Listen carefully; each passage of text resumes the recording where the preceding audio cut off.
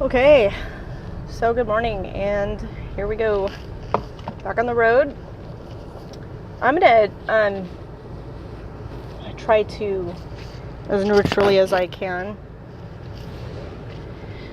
explain a little bit about what I see going on. Well, I'm going to say on the political side of things, but I'm not going to be naming any names. This will be more generic, and I'm going to also continue talking about what I call the mind virus, which looks a lot like narcissism, but it has a scale. It goes kind of into psychopathic tendencies, etc. There seems to be like a scale from a low no empathy all the way up through, the worst of the worst. So,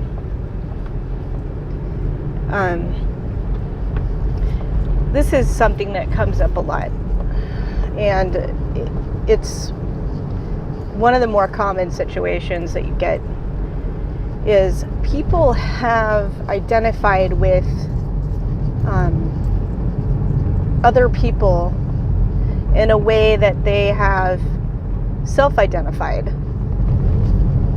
And so that person or thing or object or concept, it becomes this extension of themselves, and they're not willing to, as I say, move to the ball and follow the data or follow where the truth leads you or follow where the information takes you and just look at it objectively.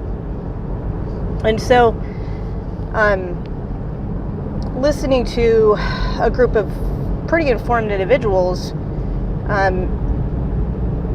I will still run into people that are advocates that are self-identified with a person, regardless of how much data you have, that from any kind of a neutral perspective would be mountains full of data that are not putting the person that they have on this pedestal in a good light at all. And really what it's about is being able to see things as they are, not as we want them to be. And part of that challenge is that we've identified with somebody. So let's say a person was in the military and they're so attached to that military unit or branch or whatever that they can't, that to accept that person may have been doing things they shouldn't be doing in some way. They've identified so much with that grouping or label or identification that to accept that somehow it means they are culpable. In their mind, they have to defend it, or else somehow they are impacted, somehow they are affected. And so that's why it's so unhealthy to identify yourself with a label or a group or affiliation. Being part of something like that doesn't mean that that's who you are. It just means that you have an affiliation. But I think it's really important for people to always be willing to go follow where the truth will take you and look at things objectively. And that ability to look at something objectively and is incredibly dependent upon their ability to cut the cords of their false identifications to things they are not. I tell people all the time, we're on the spiritual stuff, but it's like, you're not your kids, you're not your car, you're not your job, you're not your political party, you're not your color, your race, your gender, your sexual preference, you're not any of those things, you're none of those things.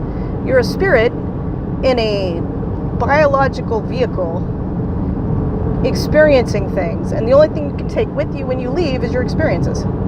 That's it. So make those experiences as positive as you can. And so if you're identified to those things, you will want to start working on breaking those cords to, I'm actually not my gender, I'm not my children. And people would say, well, those things define who you are. No, they don't. The experiences of those things define who you are, not the things themselves. That's why when you go and you have I've seen people that are incredibly successful that have changed professions. I didn't think of Tom Hartman, right off the top of my head. How many times has he recreated himself and he just makes new professions? Goes in and I think I'll do this today. There's businessmen they'll have like all different kinds of areas they've gone into, because they've never locked themselves into. I didn't identify myself as I'm a builder and that's all I am. You know, for example, or I'm a service person, that's all I do, or I'm a car salesman, that's all I can do. You've limited yourself immediately, and it's not even true. It's not what you are. It's just what you're doing right now. It's just what you like right now, and it may be what you like until you leave here, but the fact is that it's still not who you are. It's something you're experiencing. So it's really important for people to start clearing that attachment. And so the big argument, well, my kids are a part of who I am and I'm not going to let that go. Okay, but see, here's the problem.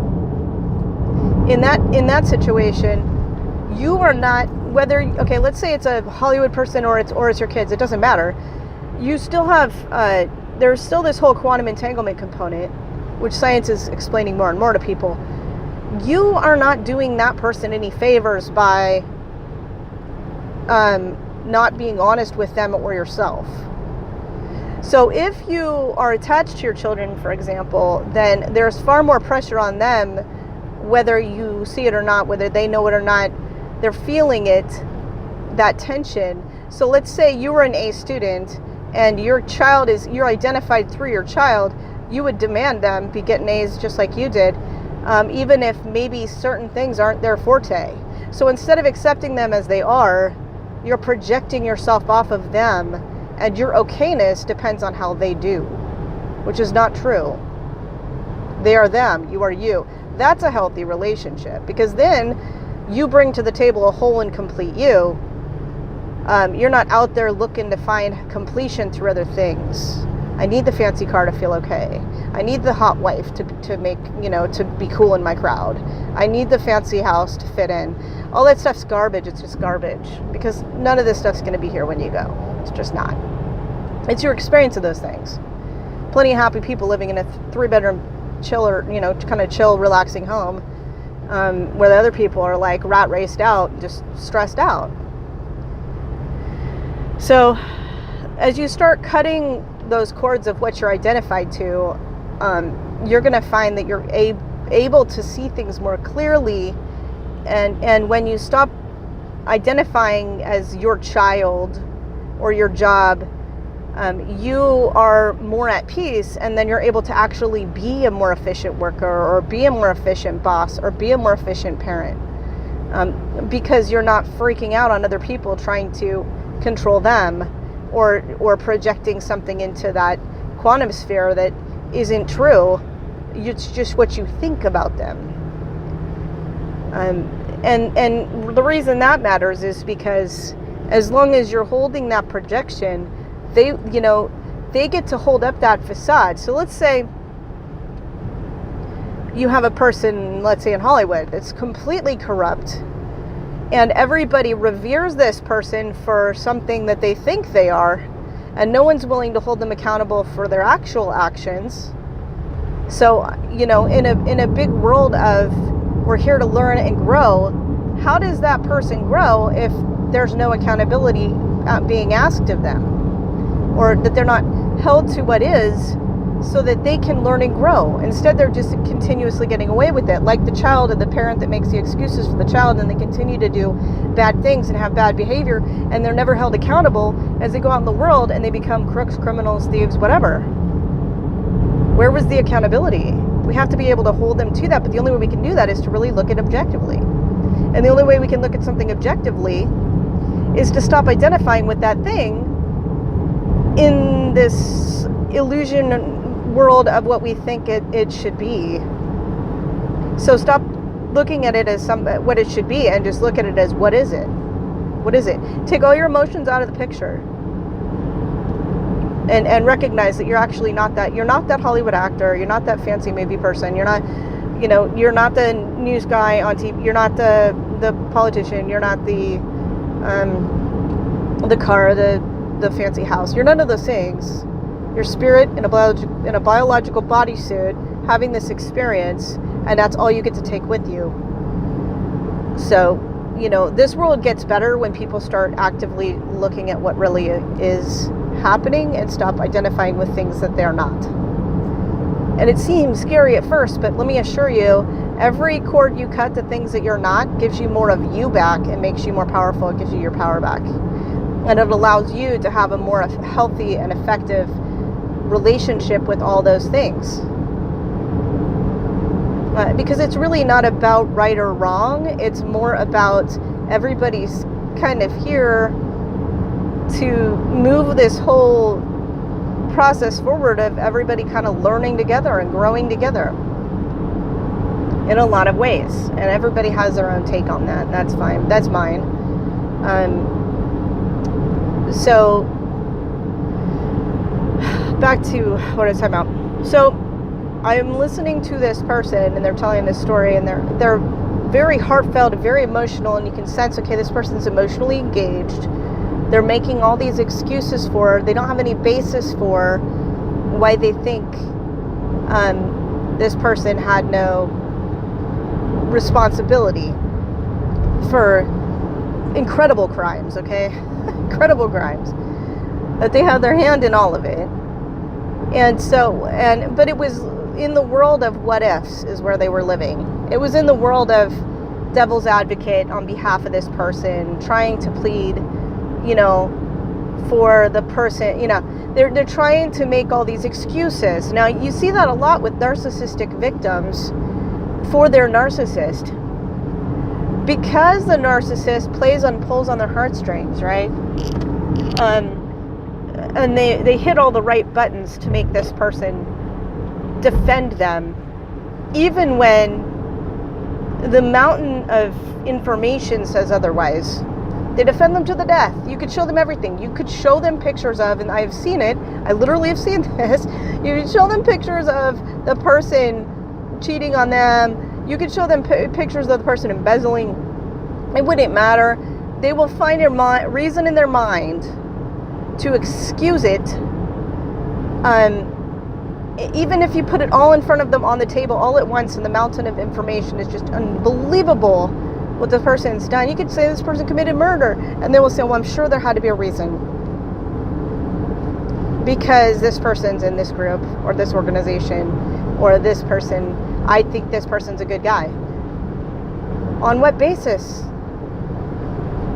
On what basis? So what I'm saying is, everyone has got to take a step back and be honest with themselves. Are we self-identifying with this person because of color, because of what they're saying that they're taking a position on? But are they really doing those things, right?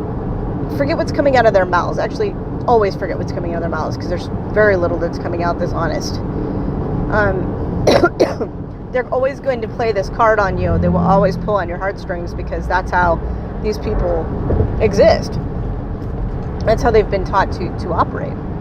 So it's really about asking yourself the question of, am I formulating my defense of these people, or my choices of these people, because I'm identified to or self-identified with what they're saying, or what they are, or what they've aligned themselves with, rather than looking at the truth of their actions, of what they do, etc. Because it was heart-wrenching to listen to this person, and they went off for like an hour. I tried to point it out a bit, but the fact is that the best you can do to somebody is to say, are you self-identifying with this based on how you're feeling, or are you self-identifying with this based on information that, because you can still be self-identified as something and have good information to back that up. It's still not the healthiest situation, but at least you're basing it in some kind of a reality, not in fantasy. Because if you're in the, well, I think, I feel, anywhere you hear and I feel, just stop. I really feel like, okay, we're in the land of woo. There's nothing wrong with emotions or intuitiveness. That's fine. I mean, everybody's operating in that place a lot, because subconscious mind is going 90% in control of things. But the problem with that is 90% of what's in your subconscious mind has been programmed badly, starting very early on. Your language, a lot of it doesn't define the way it's supposed to. It doesn't mean what you think it means. Television does programming, sounds do programming, movies do programming. The way things are written up in news articles is programming. A lot of it, because there's people that know exactly how to turn you on your head to get what they want. And we could hate them for it, but the reality is they live in a world where it's just totally fear-based, and them controlling things is the only way they feel safe. They get what they want. It's purely survival-based. And they don't see anything wrong with it, because that's how they survive. That'd be like telling the lion, no, you can't eat the gazelle. That's the place they're operating from. So I'm going to be mad about it, but it's just what is. And everybody wants to be mad. Oh, these are the worst people in the, worst people in the world. Blah, blah, blah. It's like, none of that's going to help you. What's going to help you is understanding where they're coming from and how they think, so that you can kind of start to get your head around that on how to move forward. We spend a lot of time being angry at other people's opinions, and we don't spend a lot of time asking ourselves, well, how did they come to that conclusion? Or what would make them think like that? What would make people behave that way? And then once you understand that, the biggest mistake we make is that we believe that everybody thinks the way we do. And we think everybody should act the way we do. I think the Christian way, what they say, forbearance, right? Is that ability to be able to kind of get along with all the different groups. That's one of the many ways that they look at it. But it's very true. It's that ability to understand, like, hey, not everything is going to be the way I look at things. I think there's a huge, I have a huge respect for the people that go that extra step and say, I'd like to understand where this person's coming from. And right now the big narrative is to shut that down. We don't want to have those kind of communications, because when we have people that are trying to understand each other, then things get resolved. And that's a danger. So narcissists, what they do is they isolate. And part of the reason they isolate is because they need to have compartmentalization for their own safety, because they can't have communications between groups, because they need the groups in separate corners to be able to maintain control. That's very normal. It's what they do. So you may have a wife that's never met the family, or a family that's never met the other family, or kids that have, from different families that have never met each other. You may not meet their sibling, or coworkers. They segment everything off because they wear different faces for different groups, and they do it with ease. So it's super easy to turn to a population and tell them everything they want to hear, because they know everything they want to hear, because they've already programmed it into their subconscious minds, to fall for the, oh, you're a black guy, okay, I got your back, even though in action they don't do any of that, or they fall, or pull into the cowboy groups and say, oh my gosh, I totally have your back, but taking away guns, for example, which a cowboy would care about, right?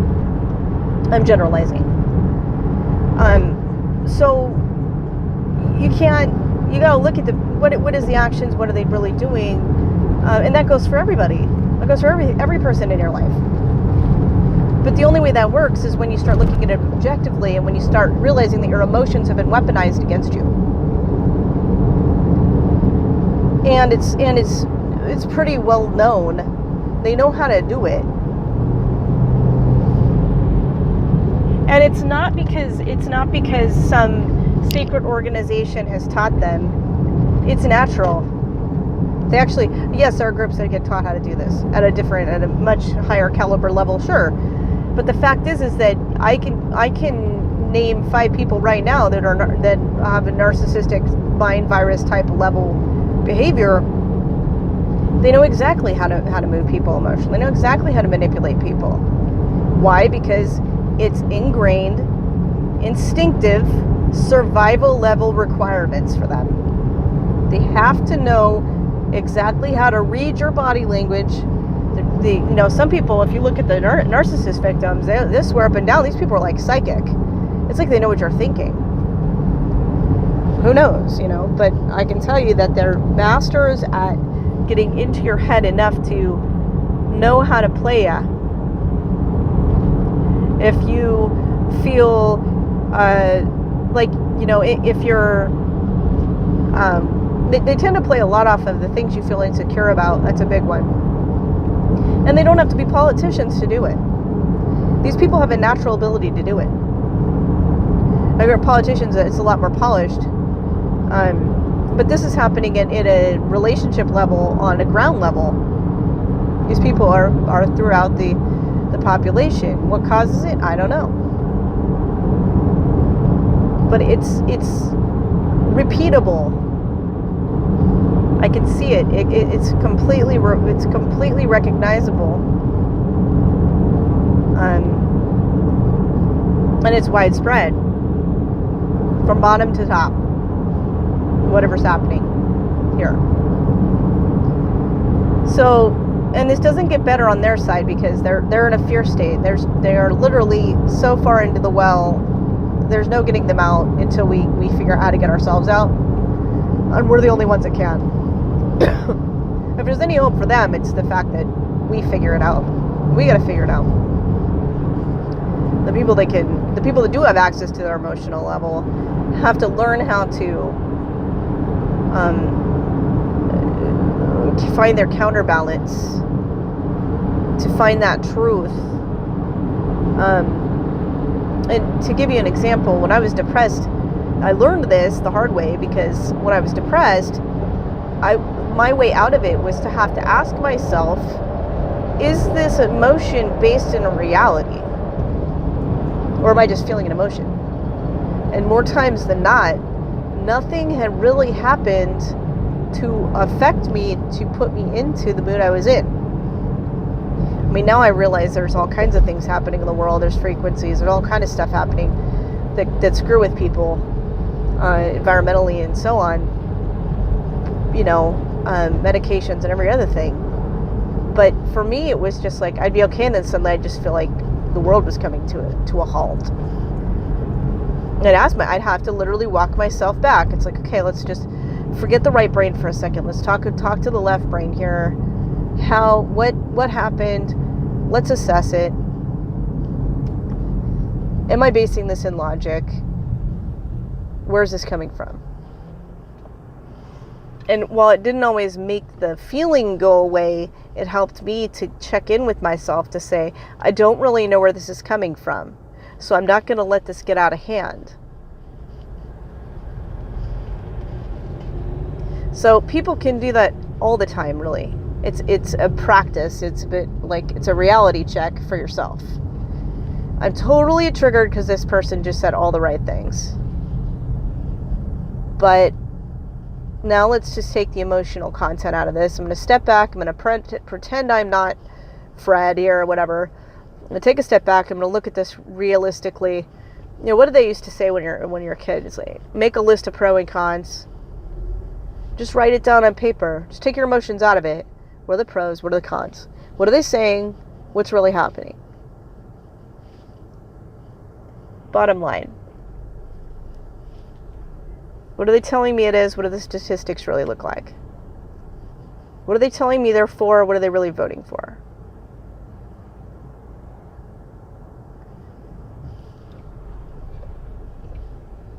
I mean, we live in a world where one of the topmost Hollywood actors gets a pedophile out of jail And everyone cheers him for it. It's unbelievable.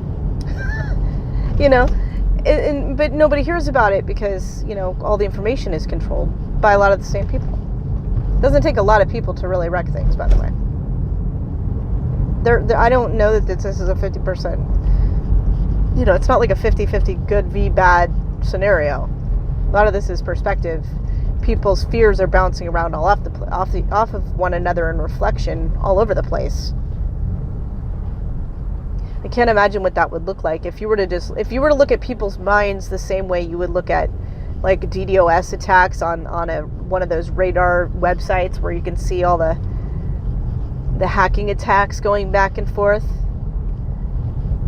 That would be nothing compared to what it looks like of people assaulting other people mentally and that bouncing back off of those people, hitting them with their own like projected issues.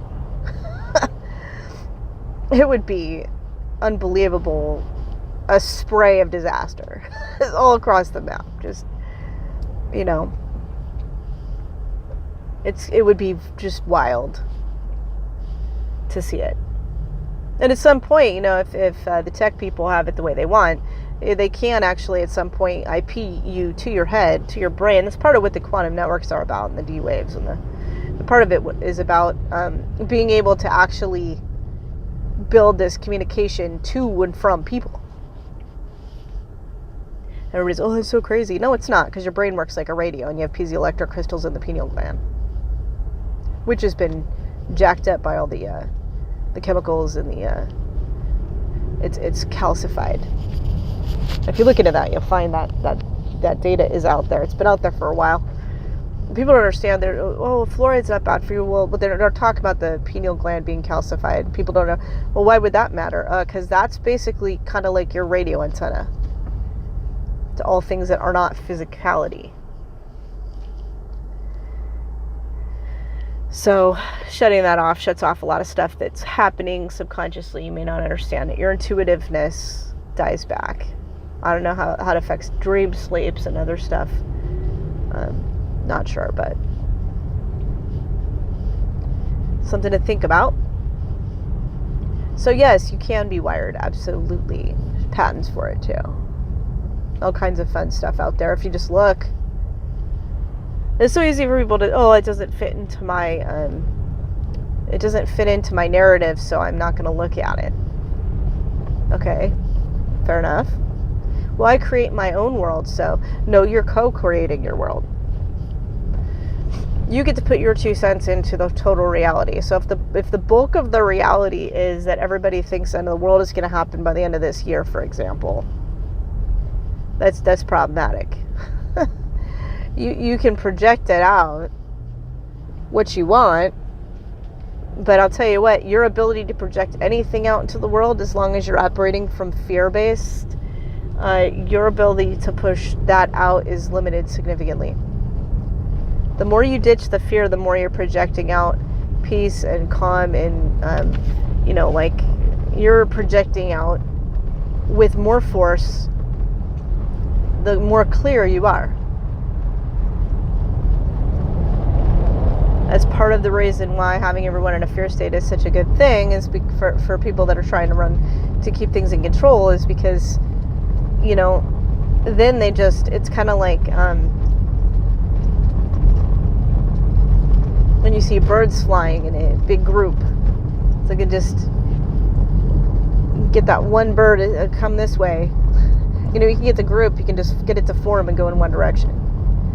Individually, they're not very strong, but as a group, collectively, they're kind of a force. It's easier to control it when you control a narrative, that co-creating outcome. That's more on the spiritual side. I don't know what that means. That's fine. But bottom line is, if you're self-identifying to things, you can't see things clearly. And you're more apt to end up in a situation you're not really happy with long term. Because eventually it always comes to light. And eventually, you're not going to spend your whole life duped. If you do shocked, I'm shocked. It doesn't usually play out that way. I think most people either see what's happening and they stay in their fair state and just accept it, or they see what's happening and they try and get out of it and realize just how hard that is, because it is hard. It's super hard. So, and that's the other thing I want to kind of talk about, is the people that have kind of realized what's happening, are willing to back up and look at it objectively, are seeing it for the truth, have had to change their position on what they thought was going on in the world, and now they're realizing it is nothing of what they thought was going on, that everything's backwards from what they thought it was. You know, the massive upheaval that causes within them, it's hard to swallow. It makes you not trust anything.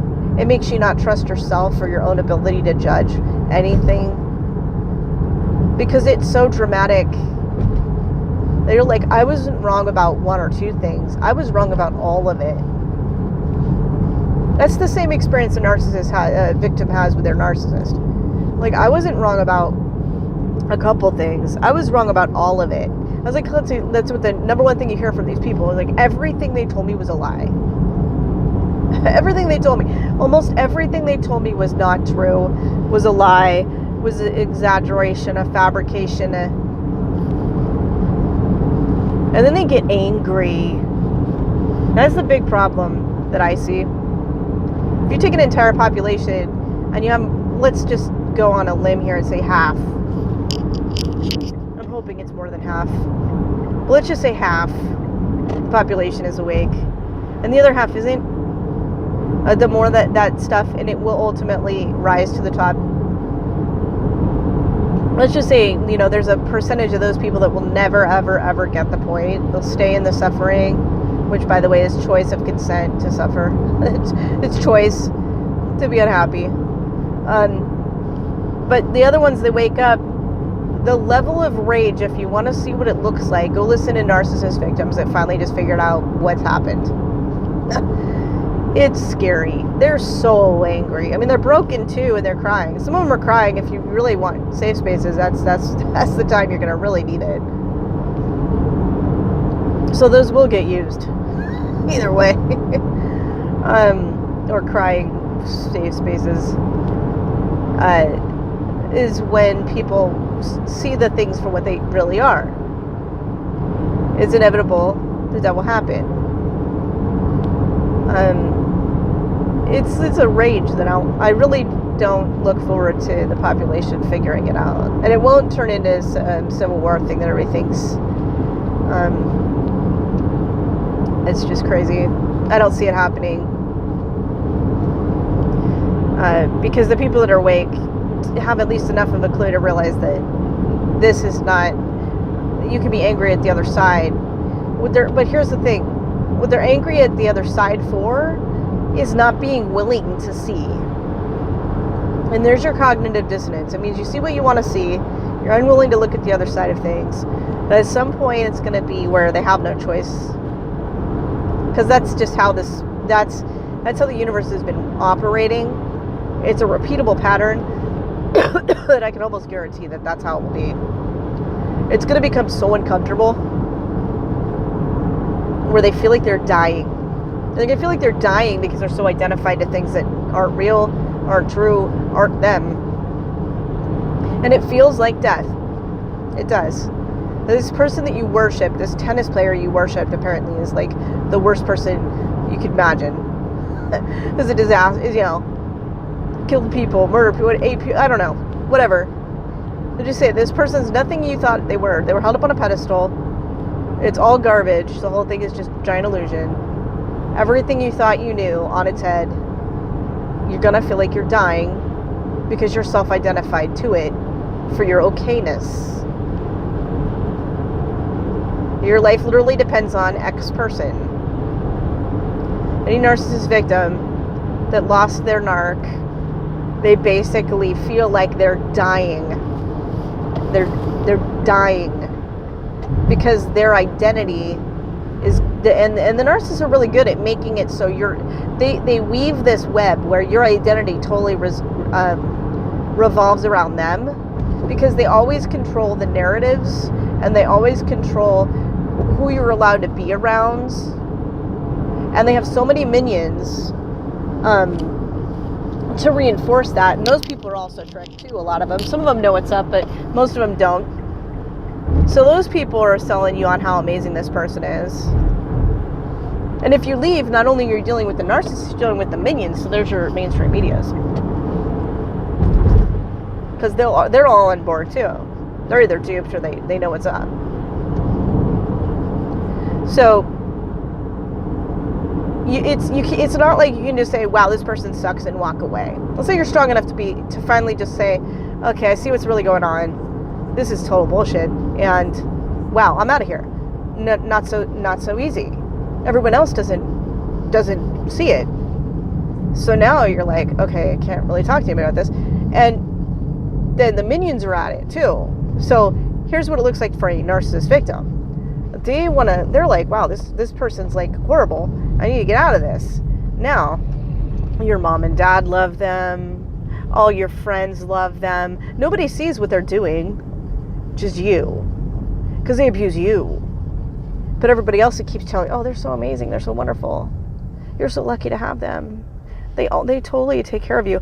But here's the thing. Do they totally take care of you? No. They're totally abusive. They're verbally abusive to you. Everything they do has plausible deniability. So you can never prove what they've done.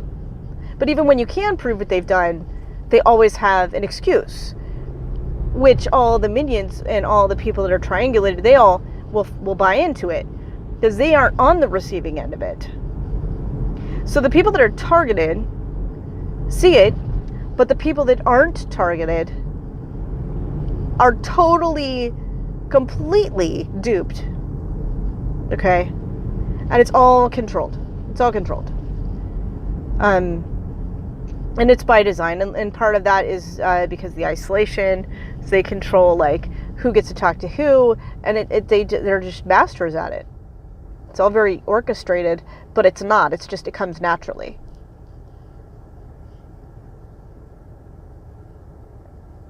So you can't just quit. So for me, right, I'm in an area where my beliefs were in alignment, and now, because I've had to look at things objectively, and because of my experiences, let me see what was really going on. So not only could I see it in my life, I could see it on the fact that it scales and it's everywhere. Once I opened my mind, once I saw that from a higher level, 40,000 foot view, I'm like, wow, this is a scaling issue. This is everywhere, and I am now, because I'm circled by people that are still asleep, people that can't see the truth, and there's just no. I mean, you have to be super careful. It's like, how do you put things in front of people? Well, part of it's your choice of words, believe it or not, because you have to realize, okay, what words have they been sold on that I can safely use to slowly open their minds, to get them to consider that things may not be what they seem, right? So first, number one thing, stay the hell away from labels. Stay away from labels. Just do it. Because they've already self-identified with the label, and as soon as you touch a label, bam, it's like it's on fire. Their hearing just went on to mute. They're not going to hear you anymore. So stay away from labels and just do generalizations as much as you can. And I'm saying you would want to give proof. Give proof. Give data. Show examples. Try and find examples from both sides, because this is happening on both sides of the equation all over the world. It doesn't really matter what party it doesn't matter what party. It doesn't matter what color. It doesn't matter. It doesn't matter. Why does it not matter? Because when you look at the narcissists, they're all over the place. They're all throughout. They're all different kinds of breeds and colors and kinds, and they don't come from some, one group of anything. They're just sprinkled throughout. So it's more about identifying the fact of, let's just keep it to what's been going on. Let's just keep it more generalized There is a very bad group of people that have been running things for a really long time. Here's how they think. Here's how they operate. Here's what they're about. Here's what they like to do. And here's some examples of it.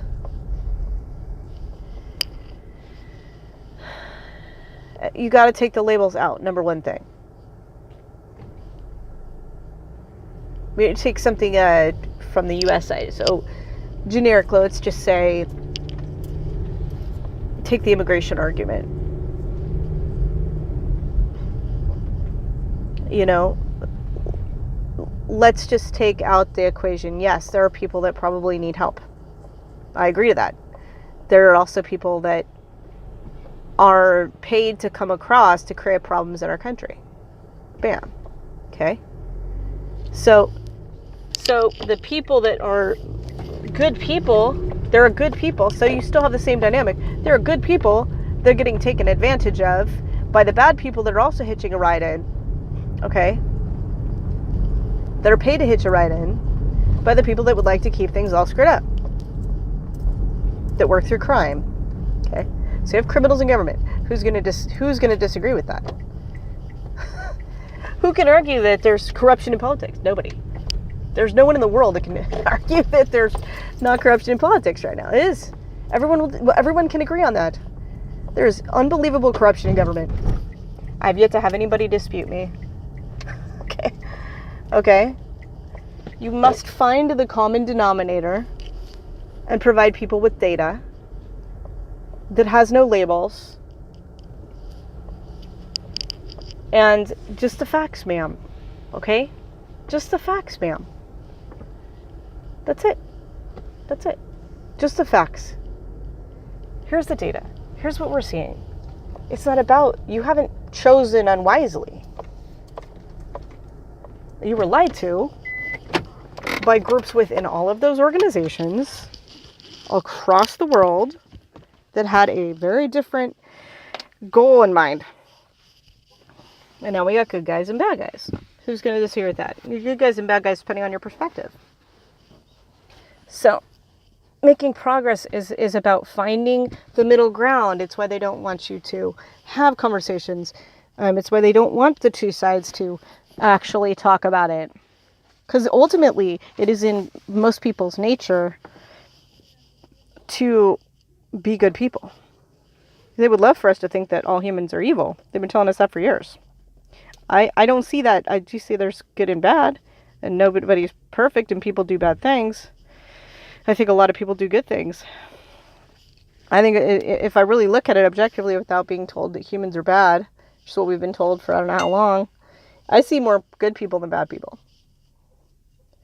You know, yes, when things get crazy, people fall into survival of the fittest. They behave badly.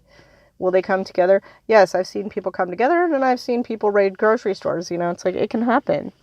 But what are they focusing on? So they run all the same stories, and they could focus on all the really good things that people did. I think you'd be blown away.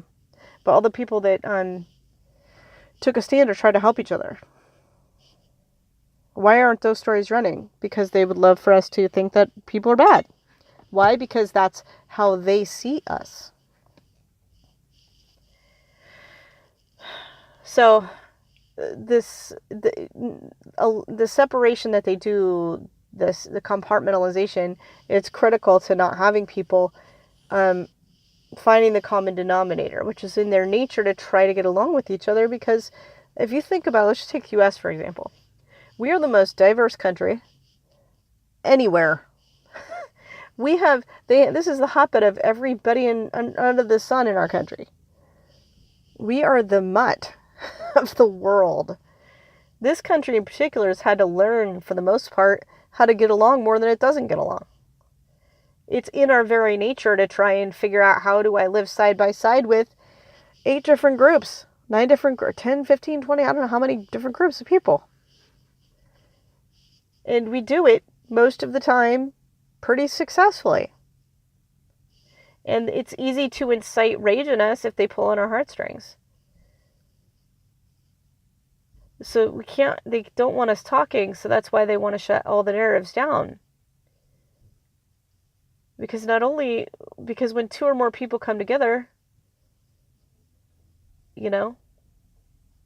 magical things happen.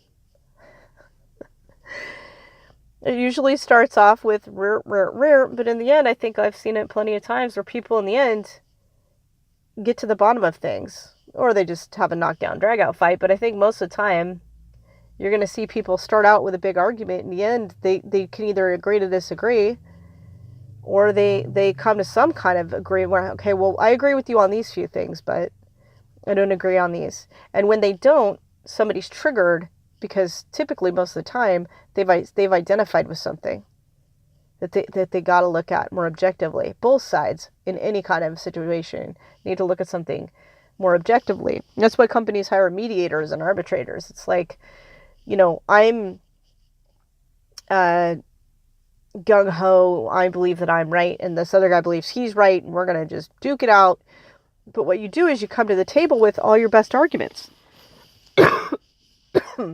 And so does the other side. And a mediator sits down with it and looks at it objectively. Why? Because they have no skin in the game. At least they shouldn't. Arbitrators, you never know, because somebody's paying their bill. But I think for the most part, they do. They come to the table and they try and do the best they can to look at all the facts on both sides, and they have no skin in the game. They're just there to try and decide as much as they can, assuming they're an honest mediator or arbitrator, looking at the facts and saying, okay, here's where I think the middle of this is. Here's where the middle is. Here's the things that make sense. And I think a lot of people don't necessarily need a mediator. Most of the time they do it.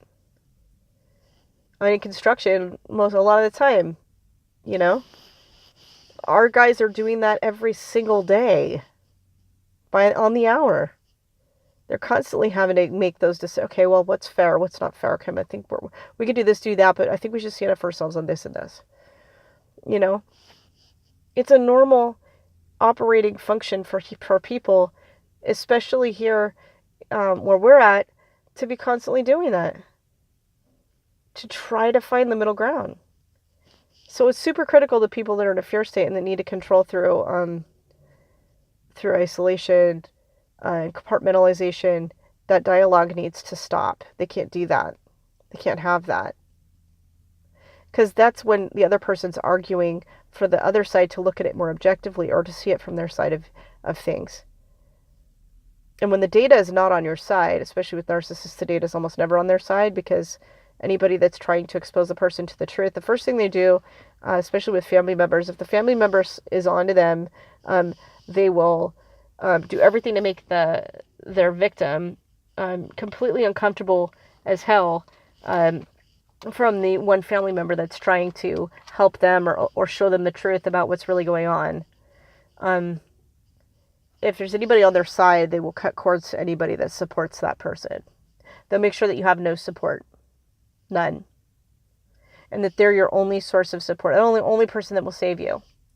And they have this hero complex, but they know it's not a hero complex. They just need you to rely on them so that they can cut the cord on that anytime they want, because they enjoy cutting the cord to you to leave you with nothing, which is what you see in Venezuela.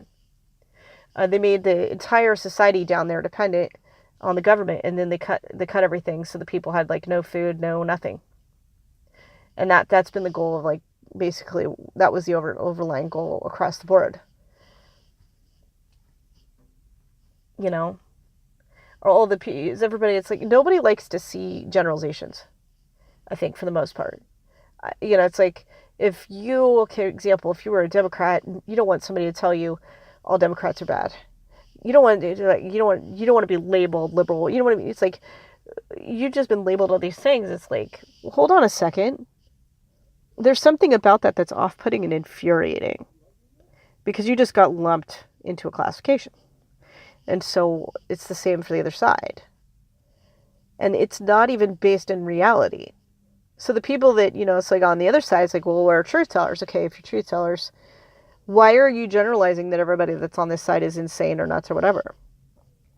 Just stop it, because that's not a fact-based statement either.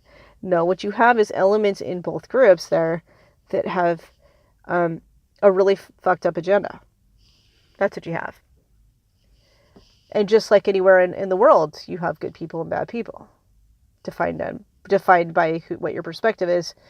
You know, there's people that are wanting to do good in the world, and people that are wanting to take care of only themselves in the world, or people that enjoy doing bad things, you know, or harmful things to others.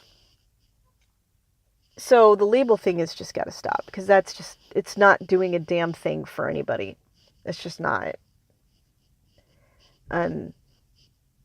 So for me, that's the first thing that's got to go. And everybody falls prey to it every once in a while. I've done it myself, and it's like, and every time I do it, it's like, it sits wrong with me, because why? Because it's not based in reality. Where's the objectivity? I can't lump everybody into the category. Who can? You can't. Can't say that every person that ever formed a group that doesn't agree with, let's say, any person that's run a news or some kind of reporting, or is it YouTube, or it doesn't matter. But they're just trying to share what they see happening, and they're giving their opinion, they're putting it out there. And just because they have an opinion that doesn't align with yours, they're immediately rejected. It's kind of scary. It's kind of scary, and I don't have to put a label on what it is. I just need to say that that's kind of scary. Because there's no middle ground to be found until we understand where the other person is coming from. It's unhealthy. Would you do that in your relationships? Would you? What would happen if your spouse, every time you opened your mouth, said to you, "You don't have an opinion, I don't want to hear it"? Would you be okay with that? As a kid, did you ever have your parents just tell you to be quiet? I don't want to hear you talk. Stand in the corner. Children should be seen, not heard. Did you have that guy or girl as a parent? I did not, but my mom did. And she's one of those super, peaceful, like, she will take the abuse. It's unbelievable how much abuse she'll take. But if you cross that line with her, if you say shush, even jokingly, her reflexes go off, man. She's so triggered. It's like, don't you tell me to be quiet. It's amazing. Because there's a certain amount of that, like, that is never going to be acceptable. Ever. Especially not in America. Not ever. Even the people that are, buying into it, their percentage is pretty low. Because if they were on the receiving end of that, there's no way they'd ever be okay with it. If they just walk up to a whole group of people and took all their signs away and put, duct tape over their mouths, there's nobody in the world that's going to be okay with that. It's just not. They're just not. They want the other side to shut up. Hell, both sides would like the other side to shut up. But it's not okay. Because you never find the middle ground that's necessary to bridge the challenges. And both sides will have very good ways of solving the challenges if they're willing to hear each other. Guarantee you. So, if it was you, you wouldn't want that. If you were in a relationship, you wouldn't want it. I don't know anybody that would be okay with it. Unless they were raised, to be that way. And then I would just say, wow, that's just a level of abuse, and I'm sorry. I'm sorry. Yeah, I'm too stubborn for that. My ex tells me to shut up even once, and it's like, oh, really? It's on. It's on.